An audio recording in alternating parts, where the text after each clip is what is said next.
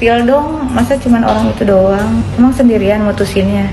Assalamualaikum besti love kesayangan si akunya netizen plus 62 dimanapun berada. Balik lagi Viral for Justice. Kali ini sikat mafia pangan. Guys, Indonesia kemarin 29 Oktober 2024 mantan Menteri Perdagangan ditangkap karena kebijakan impor gula yang terjadi sekitar medio 2015-2016. Yang bersangkutan memberikan izin impor gula mentah atau raw sugar ke salah satu perusahaan senilai 105.000 ton.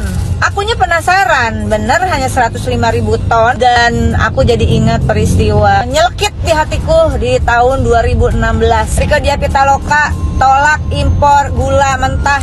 Rapat Komisi 6 DPR RI dengan mantan menteri yang katanya menyerahkan semuanya pada Tuhan, akan ada impor raw sugar atau gula mentah 380.000 ton. Saya menolak keras karena tidak jelas roadmap-nya, tidak jelas datanya. Benarkah kita butuh saat itu untuk impor? Dan dari hitungan analisisnya saat itu, importasi 380.000 ton gula tersebut akan datang ke Indonesia bertepatan dengan panen raya tebu di tanah air yang pasti akan merugikan petani tebu kita. Guys, waktu itu gak masuk logikaku ya, diintimidasi kayak gitu untuk menyetujui impor, bawa pasukan ya ke Komisi 6.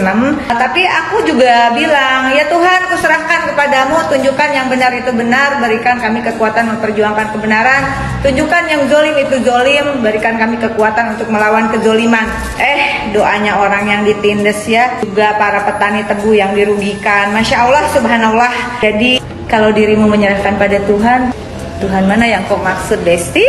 Saya mendukung Presiden Prabowo yang memperjuangkan kedaulatan pangan, dan kedaulatan pangan itu, ketahanan pangan pastinya harus sikat mafia pangan, termasuk dalam hal ini gula impor yang gak jelas roadmapnya, yang gak jelas datanya dipaksakan. Di-spill dong, masa cuman orang itu doang?